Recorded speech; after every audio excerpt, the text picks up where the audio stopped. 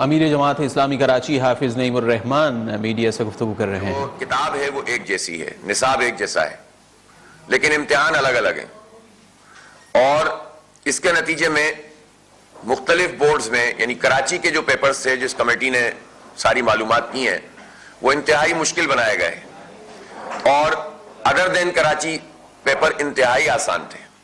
تو ظاہر ہے کہ جب آپ کتاب ایک ہے، نصاب ایک ہے، تو آپ امتحان الگ الگ کیسے لے سکتے ہیں؟ تو سارے بچے ہمارے بچے ہیں پورے صوبے کے، تو ان کا امتحان بھی تو ایک ہی ہونا چاہیے نا، پیپر الگ الگ امتحان کیوں لیا جا رہا ہے؟ جبکہ آگے جو آپ کو ایم ڈی کیٹ دینا ہے یا کسی یونیورسٹی میں ٹیسٹ میں اپیئر ہونا ہے، این ای ڈی میں ہونا ہے، داؤد میں ہونا ہے، وہ ٹیسٹ سب کا ایک جیسا ہوگا۔ تو کتاب ایک جیسی اور آگے کی ایلیجیبلٹی ایک جیسی اور ایم ڈی کیٹ ایک جیسا، لیکن اگر آپ پیپر الگ الگ لے رہے ہیں تو اس کا کیا مطلب ہے؟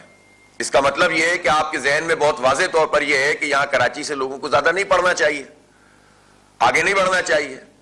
تو یہ بالکل ٹھیک طریقہ نہیں ہے۔ کراچی میں سب رہتے ہیں، ہر زبان بولنے والے رہتے ہیں، اور یہ ہر ایک کا استحقاق ہے کہ وہ آگے بڑھے، اور پورے صوبے کے تمام بچوں کا استحقاق ہے کہ ان کو آگے بڑھنے کے برابری کے مواقع ملیں۔ تیسری بات یہ ہوئی ہے کہ جب جائزہ لیا گیا تو جو کاپیاں تھیں اس کی چیکنگ پراپر طریقے سے نہیں ہوئی ہے، کہیں پر نظر انداز کیا گیا ہے، کہیں اسسمنٹ ٹھیک نہیں ہوئی ہے، کہیں انتہائی اسٹرکٹ اسسمنٹ کر لی، اور سارا غصہ اور ملبہ جو ہے وہ طلبہ طالبات کے اوپر اتار دیا گیا۔ چوتھی بات یہ ہے کہ جو کرپٹ افسران ہیں انٹرمیڈیٹ بورڈ میں، اور وہ سارے کے سارے مختلف عہدوں پر بیٹھے ہوئے لوگ ہیں، انتہائی کرپٹ پریکٹس کرنے والے لوگ، وہ تمام تر ذمہ دار ہیں اس پورے عمل کے۔ اور اس وقت بھی انہوں نے ٹیبولیشن کی جو کاپیز رجسٹر ہوتے ہیں اس میں بہت زیادہ صفوں کو خالی چھوڑا ہوا تھا۔ اس کا مطلب یہ ہوا کہ یہ تو دھندے بازی ہوتی ہے کہ آپ رزلٹ اناؤنس کریں اور پھر اس کے بعد جو آپ کے سفارشی لوگ آئیں گے ان کی ٹیبولیشن ان جگہوں کے اوپر درج کر دی جائے۔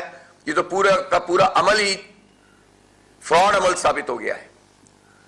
اب مسئلہ یہ ہے کہ اگر آپ صرف گریس مارکس کی بنیاد پر، چند گریس مارکس کی بنیاد پر اس رزلٹ کو کہتے ہیں کہ اناؤنس کر دیا جائے، اور اس میں بھی آپ آر جی ایس سسٹم ہوتا ہے، اس کو جو ہے وہ سامنے لا کر یہ کہیں کہ جناب ہم کریں گے، تو اس سے لوگوں کو انصاف نہیں ملے گا، حق تلفی ہوگی۔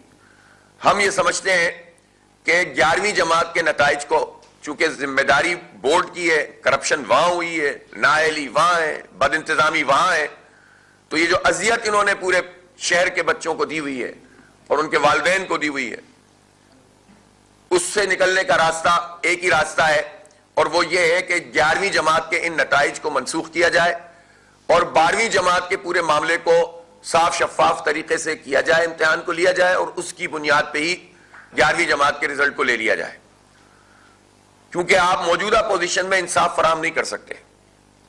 اور ایسا نہیں ہے کہ یہ پہلی مرتبہ ہو رہا ہے، ابھی کورونا کے دنوں میں یہ سب چیزیں ہوئی ہیں، کبھی ایک دفعہ 2 پیپر لے لیے، کبھی ایک پیپر ہوا نہیں۔ ہم نہیں چاہتے کہ یہ سب کچھ ہو، لیکن اس میں قصور کس کا ہے؟ حکومت کا ہے، کرپشن کا ہے۔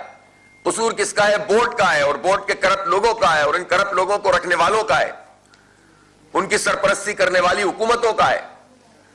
تو اس کا خمیازہ جو ہے وہ نوجوان کیوں بھگتے ہیں؟ ان کے لیے راستے کیوں بند ہو جائیں آگے کی تعلیم کے؟ اس لیے ان نتائج کو، 11ویں جماعت کے نتائج کو منسوخ کر کے انہی بچوں کو جو 12ویں جماعت کا امتحان دیں گے، جو پرسنٹیج ان کی اس میں ہوگی وہ 11ویں کی پرسنٹیج پر بھی اس کو محمول کیا جائے، اور فیئر امتحانات اور پراپر طریقے سے تمام چیزیں اس کمیٹی کی رپورٹ کے مطابق آئندہ 12ویں جماعت کی جائیں، تب جا کر یہ مسئلہ ریزالو ہو سکتا ہے۔ اور پیپر بھی ایک ہی ہونا چاہیے 12ویں جماعت کا پورے سندھ میں۔ جب کتاب ایک ہے، نصاب ایک ہے اور کمپٹیشن ایک ہے، تو پھر اس کے نتیجے میں صاف سی بات ہے کہ پیپر بھی ایک ہونا چاہیے، آسان ہو یا مشکل ہو، سب کے لیے ہو۔ تو یہ ہماری اس میں موقف ہے۔ اس وقت انتخابات اور اس کے بعد کا جو بھی سینیریو ہے، اس میں ہم یہ نہیں چاہتے کہ ہمارے ان بچوں کا مستقبل تباہ ہو۔ جماعت اسلامی نے اس مسئلے کو ٹیک اپ کیا ہے اور ہم اس مسئلے کو حل کر کے ہی دم لیں گے انشاءاللہ، اور ہم ناانصافی نہیں ہونے دیں گے۔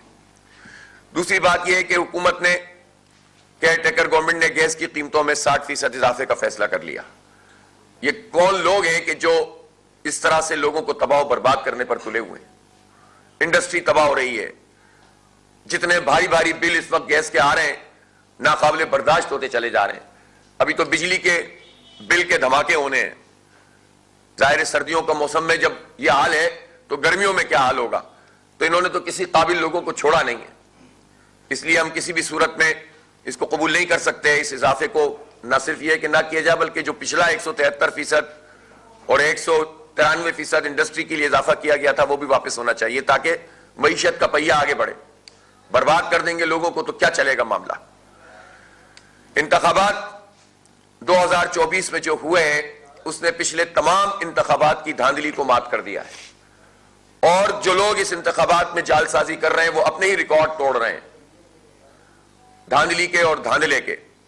اور عملاً انتخابات میں جو لوگوں کی رائے ہے اس کو بالکل کچل کر اپنی مرضی کی جو رائے دینے کا یہ سلسلہ ہے یہ کسی صورت بھی قابل قبول نہیں ہو سکتا. اب جو تماشا چل رہا ہے اس وقت تو اس سے تو بہت واضح طور پر یہ پتا چل رہا ہے کہ جوڑ توڑ کر کے جو پی ڈی ایم ٹائپ کی حکومت بنانے کی کوشش کی جا رہی ہے وہ کمپنی تو اب نہیں چل سکتی. اور اس کمپنی نے بہت نقصان پہنچا دیا. پچھلے 2 سال میں آپ دیکھیں تباہ و برباد کر دیا پوری معیشت کو, پورے نظام کو تلپٹ کر دیا. اب خاص طریقے سے ان کو مسلط کرنے کے لیے جس طرح جعل سازی کی گئی ہے, اور جعل سازی تو بہت چھوٹا لفظ ہے, یہ تو طاقت کے زور پر آپ نے نتیجہ دے دیا. بس یہ لو پورا الیکشن, اس کی مہم, لوگوں کی رائے سب ایک طرف اور آپ کا آرو کا لکھا ہوا نتیجہ ایک طرف. لکھے ہوئے نتیجے آرو آگے بڑھا رہے ہیں تو یہ کسی صورت میں بھی قابل قبول نہیں ہے. آپ دیکھیں کتنی واضح بات ہے.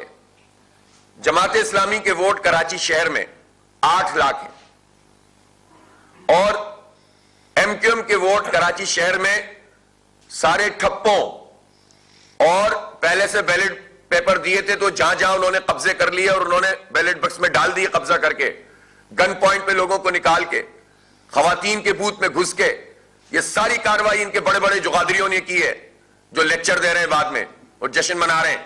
اس سب کے باوجود ان کے ووٹ 1,62,000 ہیں فارم 45 کے مطابق. تو 8 لاکھ والے کو 1 سیٹ اور 1,62,000 چلو 1.25 لاکھ لگا لو, جعل سازی سمیت, ٹھپوں سمیت, قبضوں سمیت, اور ان کو جو ہے وہ صوبائی کی 25, قومی کی 15 سیٹیں دے دی گئی ہیں. اور بالکل ٹھیک بات ہے کہ وہ تو ان کے کینڈیڈیٹ کھڑے نہیں کیے گئے.